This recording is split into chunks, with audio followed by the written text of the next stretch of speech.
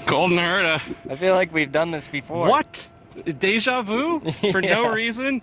All right, I'm a total idiot. First of all, welcome in.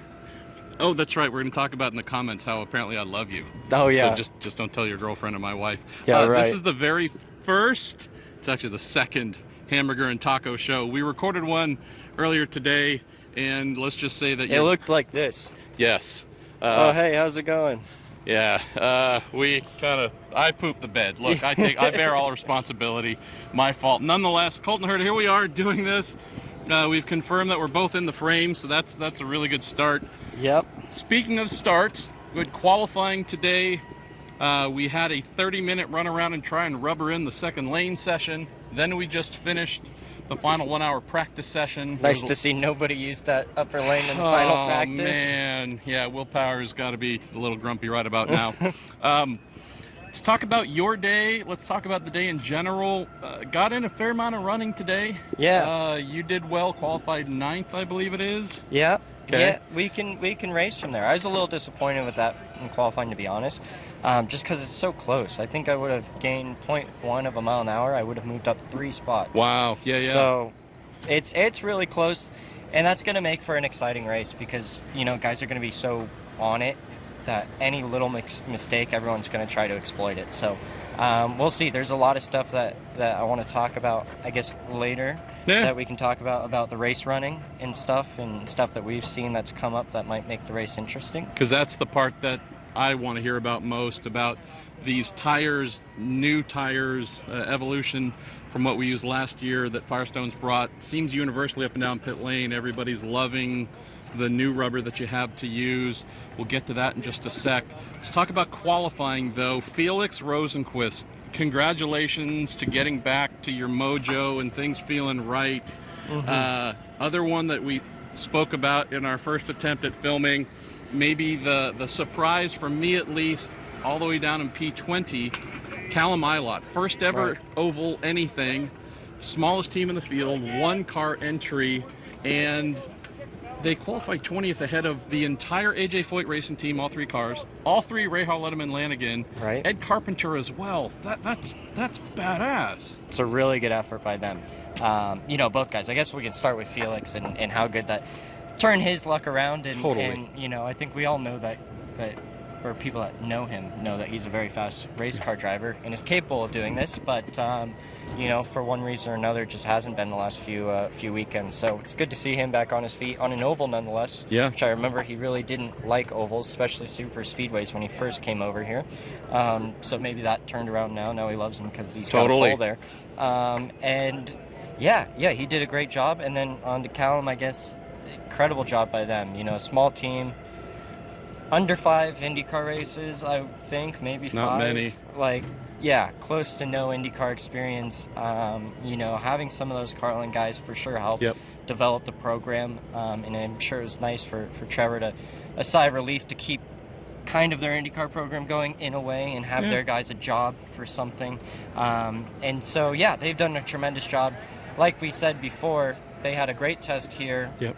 And got a lot of data and turned it around and are even faster than what they were at the test. So stellar job by them. I'm excited to see what they can do in the race. I think if they can get a top 15, a top 12, that's a really good day for a first oval for Callum and a third or fourth oval for the team. Yeah, crazy. Let's talk about this attempt to rubber in a second lane. We had 7 drivers go out. I'd say 6.5. Helio Castroneves was something like 5 to 6 miles an hour faster than everyone else. Thanks for rubbering in the bottom lane, Helio. He did try and go super high in 3 and 4 and almost met the wall more than once, but I don't know if Helio fully got what they were trying to do, but nonetheless, power, I think, was fastest of the, quote, normal runners at about a 2:11. That didn't seem to inspire anybody, Colton, in the final all-skate 1-hour session to go up and try, because 2:11, maybe that's terrible race pace on these new tires, but it seemed like maybe too low for something anyone wanted to do. Yeah, I would expect us to be doing 2:11s. Fast guys, I would expect doing 2:11s, 40 laps on their tires. Okay. Not brand new tires. And softer tires. Yeah. Because they were on 2021 tires. And the difference this year is that that left side's a little bit stiffer actually, and it's a really weird thing because the left sides are actually stiffer than the right sides for this race.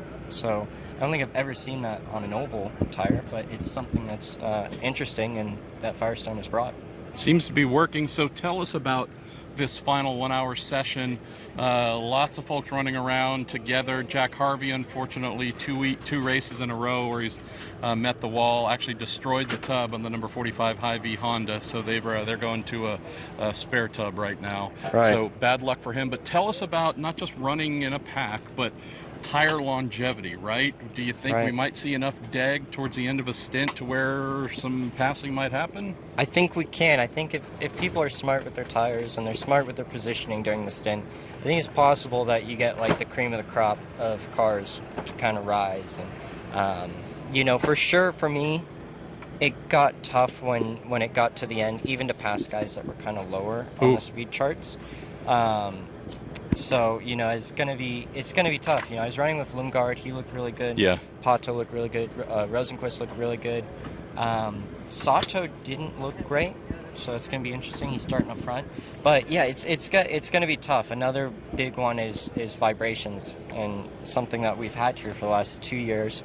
If guys are struggling with that, that's just gonna increase their problems. We had one set that had really bad vibrations, so you know, if you can stop from getting vibrations, it tends to be your day, a really successful day for you. You finish in the top 5 and you'll have really good pace throughout the race. But really crucially is going to be, if it is a 3-stop, which I believe it will be with how much tire deg we have, you're going to need to make it to lap 62. So that lap 40 to 62 is going to feel like a nightmare for people. And so if you're having vibrations, tire deg, that could be a really bad situation. Last year I had tire deg and really bad vibrations, and I think I lapped like 55 or 56. I was running 199s.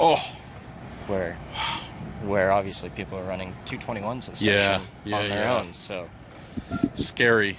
Let's talk a couple other quick things here too. So trying to live in the last 20ish laps on a set of tires that are no longer your friend, is that bravery?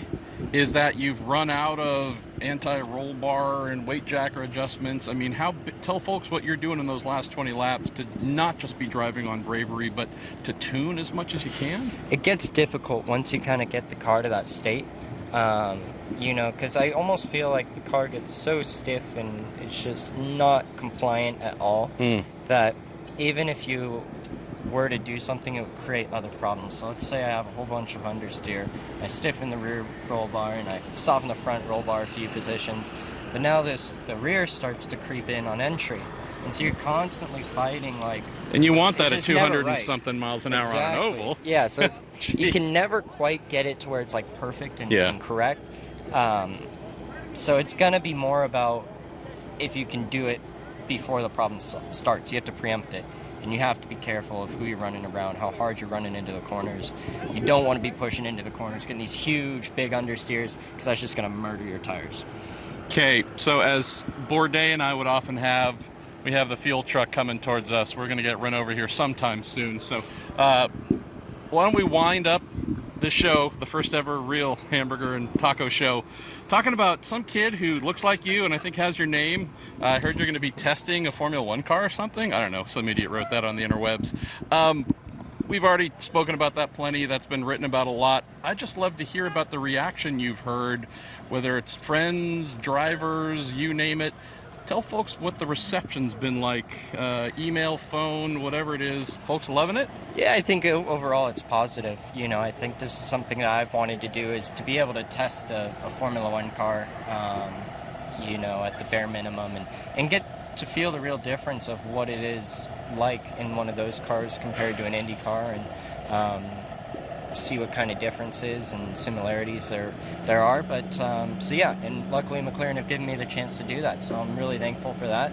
Really looking forward to being able to do that. I don't have any dates to share with anybody yet, but you know, I think you're looking at, you know, later in the summer, June, July would be early, Yeah. but most likely probably later than that, and hopefully I get a few test days then. I'd also imagine if everything's going as well as you would hope in your IndyCar season, if you're raging like a monster leading the championship, I'm guessing that might also influence how much you want to take your focus away. But again, we'll see where we're at here in a few months' time.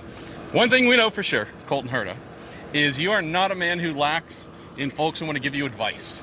And you're a person who told me that whether it's racer.com or wherever.com, man, you go there all the time looking for insights from folks who know exactly what you're thinking. So to them, you say, kiss my ass. hey, look at that. No, I do enjoy reading the racer comments. Some of them are very nice.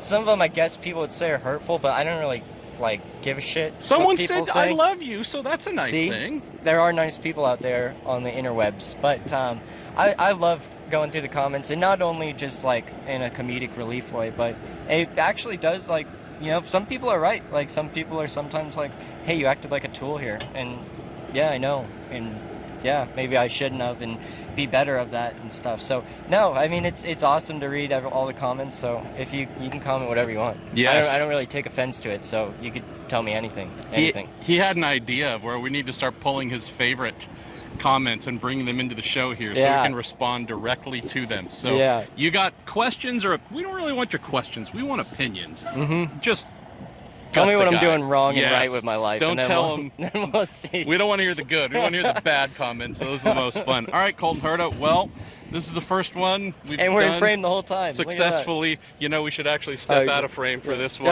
Yeah, okay. See ya. I think we got this one right. Thank you, brother. Folks wanted the taco experience, and we've gotten it here. So hopefully tomorrow, Victory Tacos. Is that the plan? That's the plan. We'll see you guys tomorrow. See you tomorrow.